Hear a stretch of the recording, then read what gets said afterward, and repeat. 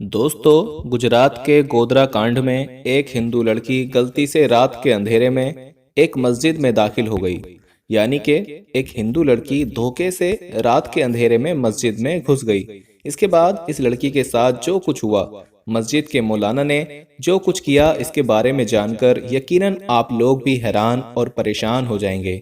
इसलिए आज की ये वीडियो आप सभी के लिए बहुत खास है। आप हिंदू हो या मुसलमान, आप इस वीडियो को आखिर तक जरूर देखें। और दोस्तों, वीडियो शुरू करने से पहले हम आपको ये भी बता देना चाहते हैं कि हमारे पास बहुत सारे ईमेल्स और मैसेज आ रहे थे कि हमें शुगर की दवाई बताइए। तो अगर आपको शुगर की बीमारी है या धात की बीमारी है या मर्दाना ताकत से रिलेटेड कोई भी बीमारी है, तो हमारे पास इन सब बीमारियों की दवाई मौजूद है, जिससे आपकी बीमारी गारंटी से जड़ से खत्म हो जाएगी। आपको सिर्फ ये दवाई एक बार ही मंगानी होगी। एक बार से ही आपकी दवाई से आपकी जो बीमारी है वो जड़ से खत्म हो जाएगी इंशाल्लाह। हमारे जो आलिम हैं उन्होंने इस दवाई पर पढ़ाई की है, वसाइफ की हैं। तो अगर आप दवाई मंगवाना चाहते हैं तो हम कुरियर से आपके पास दवाई भेज देंगे।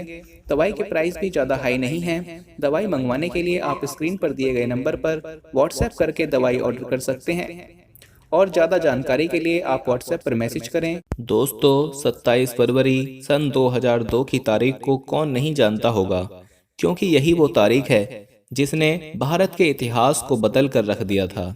यही वो तारीख है जिस दिन गुजरात के गोधरा में हिंदू और मुसलमानों के बीच में दंगे शुरू हुए थे, जिसमें हजारों बेकसूर लोग मारे गए थे।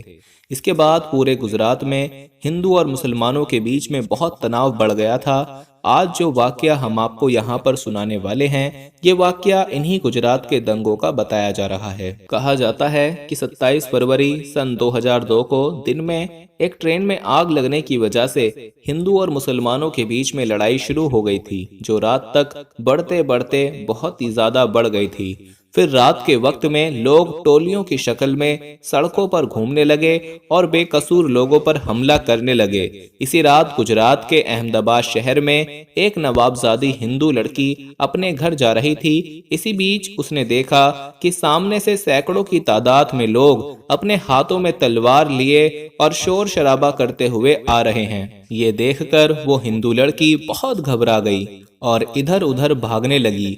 वो बहुत से घरों के दरवाजों पर गई, मगर ऐसे हालात में किसी ने भी अपने घर का दरवाजा उसके लिए नहीं खोला। ऐसे में साथियों, वो लड़की बहुत ही ज्यादा डर गई थी। फिर वो भागते भागते हड़बड़ाहट में एक मस्जिद में दाखिल हो गई। यानी कि फिर वो धोखे से एक मस्जिद में घुस गई और एक कोने में छुपकर खड़ी हो गई।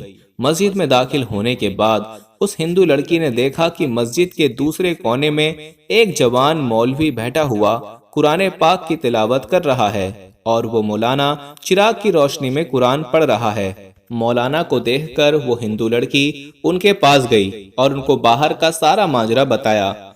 यानी कि उस मौलवी को सब कुछ बता दिया कि वो ऐसे ऐसे अपने घर को जा रही थी, मगर उसके सामने दंगा करने वाले आ गए, इसलिए वो डर के मारे यहाँ पर आकर छुप गई है। फिर वो हिंदू लड़की मौलवी के आगे हाथ जोड़कर कहने लगी कि आप मुझे बचा लीजिए, आप मेरी हिफाजत कीजिए। अगर मैं इस वक्त यहाँ से बाहर गई तो बाहर खड़े दंगाई मुझको मार डालेंगे।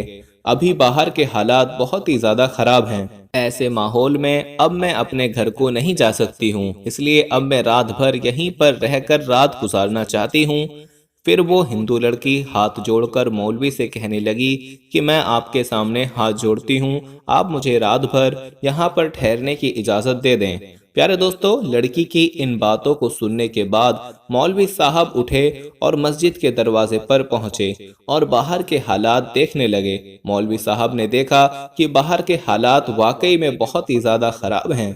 सैकड़ों की तादाद में लोग हाथों में लठ लिए इधर उधर घूम रहे हैं, और बहुत से लोग हाथों में तलवार लिए मस्जिद के बाहर भी खड़े हैं। ये देखकर मौलवी साहब भी बहुत डर गए। उन्होंने मस्जिद का दरवाजा बंद किया और अंदर आकर उस लड़की को मस्जिद में ठहरने की इजाजत दे दी। अब वो नवाबजादी हिंदू लड़की मस्जिद के कोने में आकर बैठ गई। वहीं मस्जिद के दूसरे कोने में मौलाना साहब कुरान पढ़ने में मशरूफ हो गए, यानी कि कुरान पाक को पढ़ना शुरू कर दिया। उस मौलाना के सामने एक चिराग रखा हुआ था जो जल रहा था। اب ادھر وہ ہندو لڑکی مسجد کے دوسرے کونے میں بیٹھی مولانا صاحب کو دیکھ رہی تھی۔ تبھی اس لڑکی نے دیکھا کہ مولانا صاحب نے قرآن پاک کے دوران اپنی انگلی چراغ کی لو پر رکھ دی ہے۔ وہ اپنی انگلی کو جلانے لگے ہیں۔ پھر تھوڑی دیر کے بعد مولانا نے ایک سسکی بھر کر انگلی چراغ سے پیچھے ہٹا لی اور پھر سے وہ قرآن پڑھنے لگے۔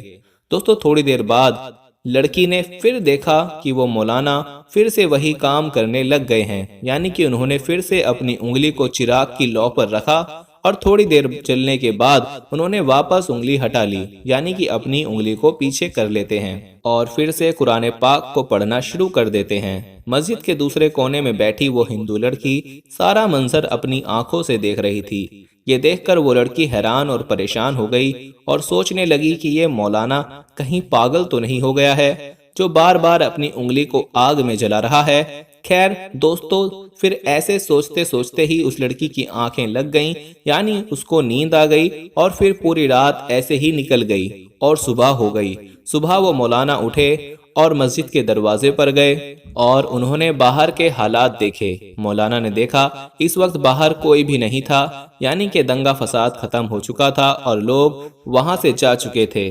تو پھر وہ مولانا اس لڑکی کے پاس گئے اور کہنے لگے کہ اٹھو، اب ہماری نماز کا وقت ہو گیا ہے، ابھی تھوڑی دیر بعد بہت سارے نمازی آ جائیں گے، اس لیے اب تمہارا یہاں رکنا مناسب نہیں ہے، کیونکہ اگر لوگوں نے تم کو یہاں پر دیکھ لیا تو لوگ میرے بارے میں بدگمانی کر سکتے ہیں اور میرے کردار پر شک کر سکتے ہیں، اس لیے اب تم جلدی یہاں سے چلی جاؤ۔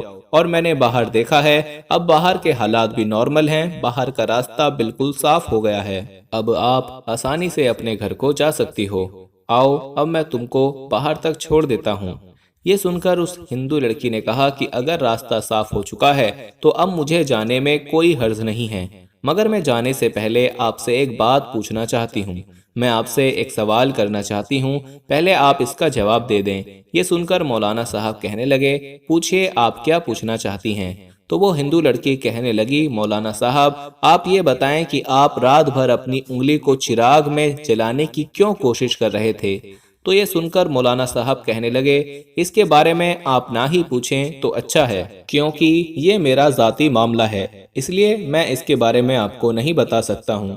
یہ سن کر وہ ہندو لڑکی کہنے لگی، جب تک آپ مجھے اس کے بارے میں نہیں بتائیں گے تب تک میں یہاں سے نہیں جاؤں گی۔ اس لیے مولانا صاحب کو اس کے بارے میں مجبوراً بتانا پڑا۔ پھر وہ مولوی صاحب کہنے لگے، دیکھو بات دراصل یہ ہے کہ جب تم رات کے وقت میں یہاں پر آئی تھی تو تمہاری خوبصورتی کو دیکھ کر شیطان نے مجھ کو بہکانا شروع کر دیا تھا، اس لیے پھر میرے دل میں نفسانی خواہشات ابھرنے لگیں، یعنی تم کو لے کر میرے دماغ میں غلط اور برے خیال آنے لگے تھے اور وہ مجھ کو بے چین کرنے لگے تھے، اس لیے فوراً میرے دل نے مجھ سے کہا کہ اگر تم برا کام کرو گے، اگر تم غلط کام کرو گے تو کل قیامت کے دن تمہیں جہنم کی آگ میں جلنا پڑے گا، جو اس دنیا کی آگ سے 70 گنا زیادہ ہوگی، اس لیے پہلے تم اس دنیا کی آگ کا مزہ چکھ لو۔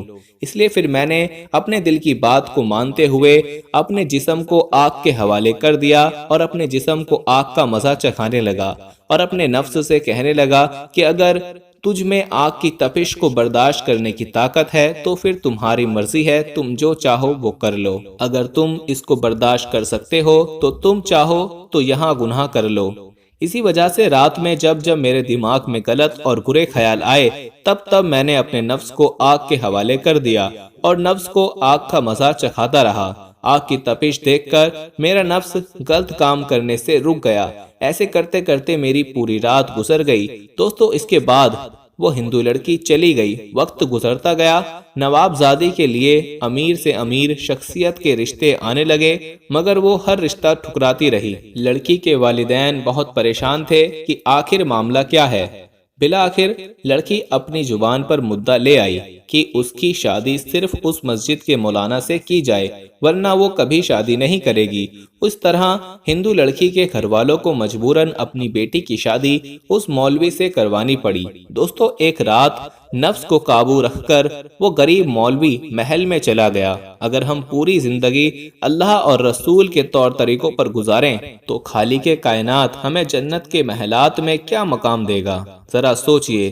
دوستو یاد رکھیں کہ اللہ سے ڈرنے والے مرد اور اللہ سے ڈرنے والی عورتیں اللہ تعالیٰ کو بہت پسند ہیں۔ اللہ تعالیٰ سے دعا ہے کہ اللہ ہمیں ایسی سوچ سے بچائے اور نیک کام کرنے کی توفیق عطا فرمائے۔ آمین، اللہم آمین۔